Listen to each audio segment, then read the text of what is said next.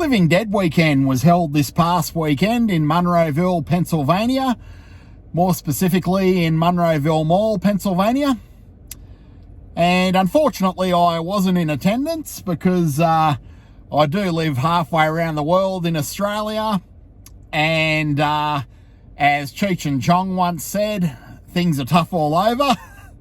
So I wasn't there to take part in the festivities of the final Living Dead weekend to be held at Monroeville Mall to celebrate the seminal classic that is George A. Romero's Dawn of the Dead.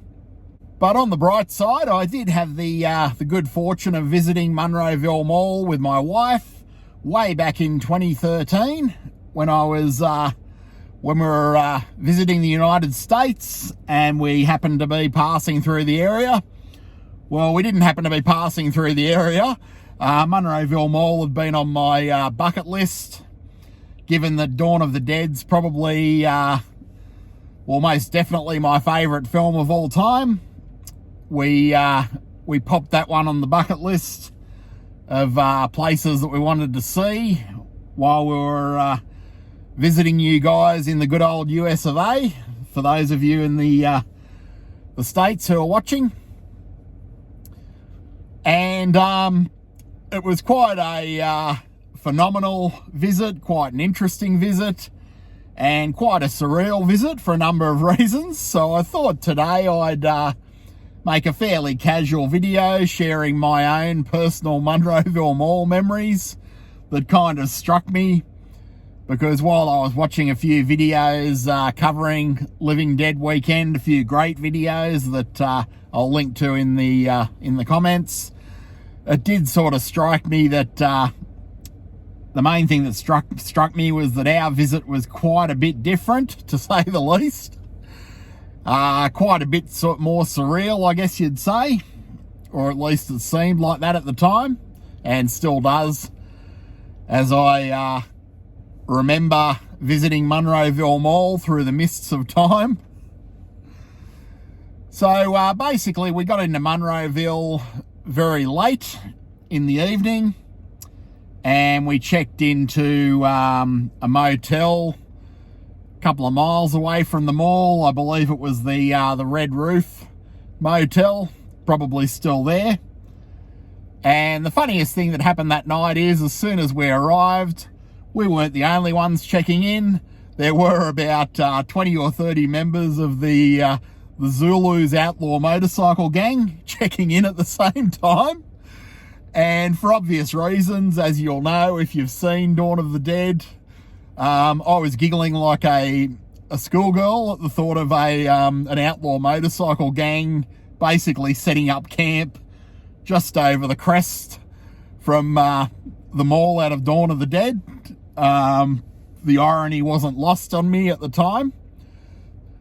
So the Zulu Motorcycle Gang, from what I understand, they're an African-American gang. They're like a, I don't know, kind of a black militant outlaw motorcycle gang. I don't know if they're still around. I wouldn't have a clue.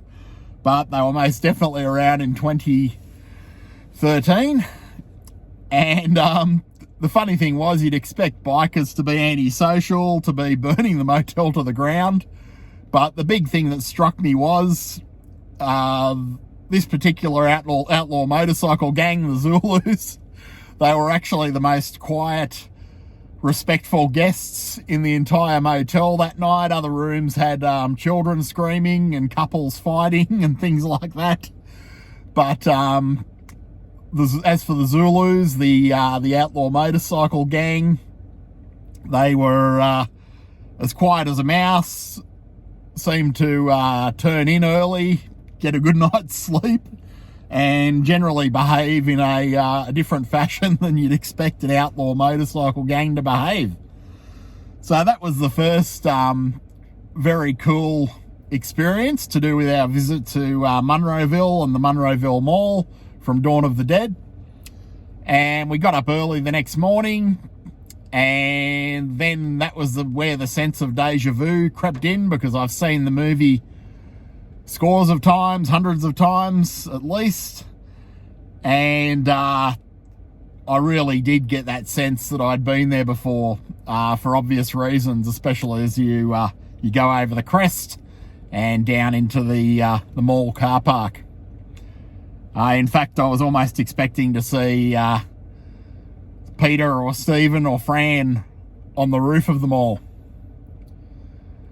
So when we visited, the main thing that had stayed the same, the exterior was quite similar, except for a few new wings by the look of it.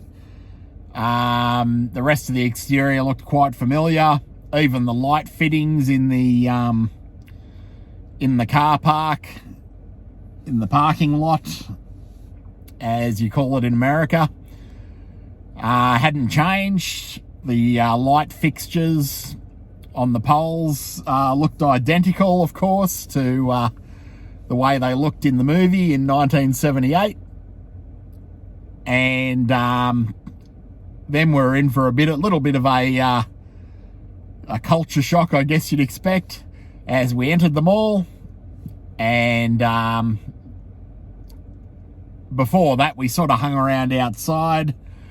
I cunningly scouted around the outside stone walls and found a few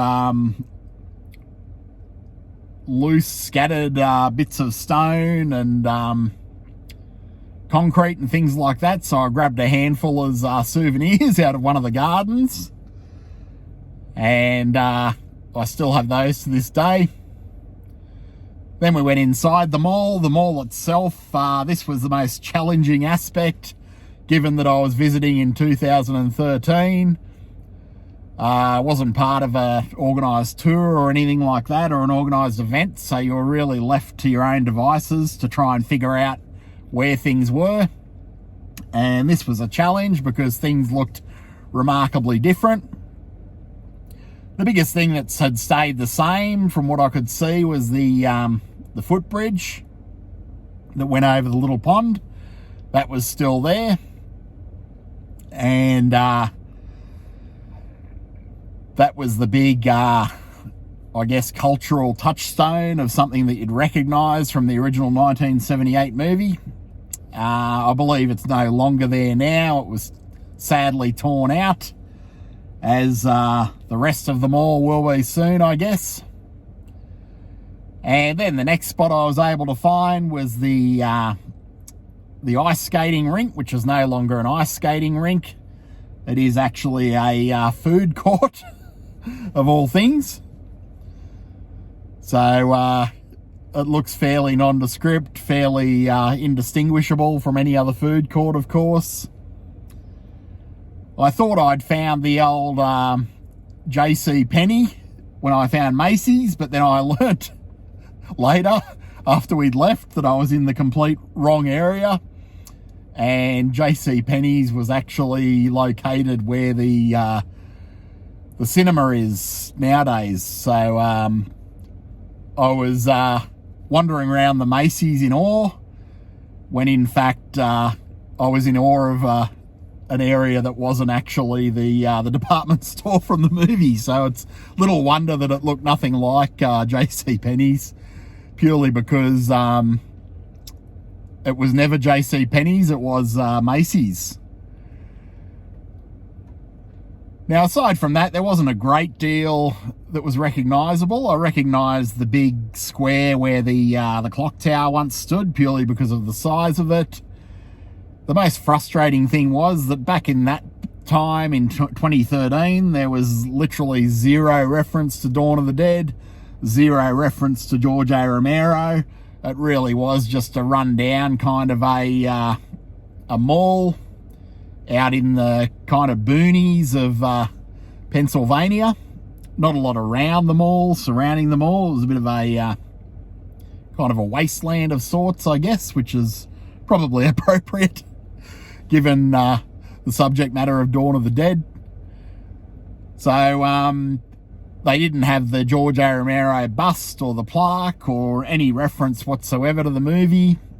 Even the famed hallway, which was another place that I was able to recognise, the hallway that our heroes enter and exit the mall proper through a number of times throughout the movie. That now has a bunch of posters about the mall's history, and it had a bunch of posters about the mall's history back then. But ironically, it had zero to do with Dawn of the Dead. You would never know that Dawn of the Dead was shot there or anything like that. There was no reference whatsoever to Dawn of the Dead in that particular hallway.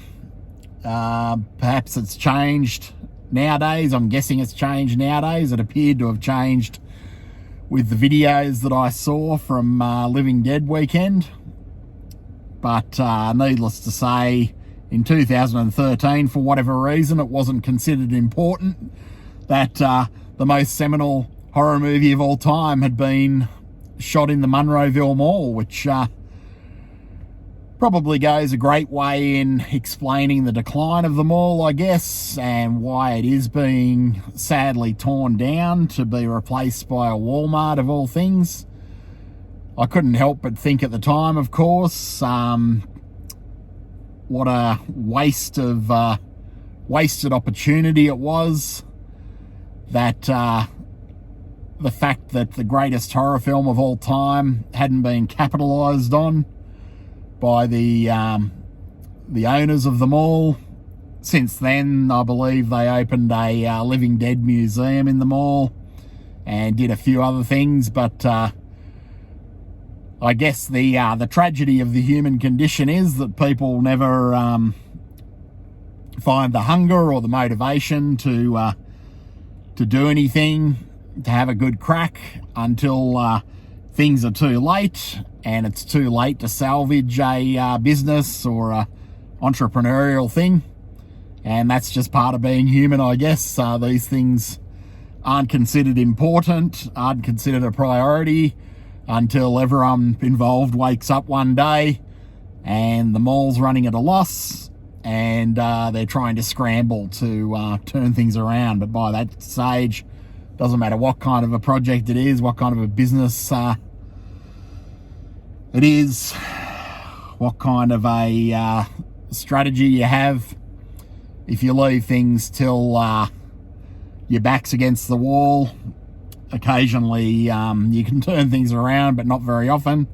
And it seems that they haven't either haven't turned things around for the mall, or Walmart have made them an offer that they couldn't refuse. So it was a surreal experience. As I said, there was nothing whatsoever at the time to indicate that anything of note had ever happened at the mall. It was just a mecca to consumerism, as the movie itself alluded to. It was kind of cool in a way, feeling like we were the only ones that knew the significance of the place. As we watched shoppers going around, we didn't see anyone else taking photos or fanboying or fangirling out at the different locations. And a big part of that, of course, as I said, was the lackadaisical attitude, I guess, that the mall itself took to its cultural and historic significance way back then, before these Living Dead weekends, before George Romero busts, and before Living Dead museums. So who's to say where the future lies for the mall? I guess they'll chop it up bit by bit and sell off pieces to fans at exorbitant prices. I've already got my pieces of the mall that I got fair and square out of the garden outside, so I'm happy. But I'm assuming that we'll be seeing bricks up for sale for $85, $150, whatever, as we do approach the sad demise of Monroeville Mall, and the sad demise, I guess, of the whole mall consumer culture that seems to be sort of dying off, along with the great empire that they're located in, unfortunately. So hope you've enjoyed this video. A bit of a ramble, just a few thoughts I had, a few memories I had that were jogged by seeing the coverage on YouTube of Living Dead Weekend 2026 that happened last weekend at Monroeville Mall.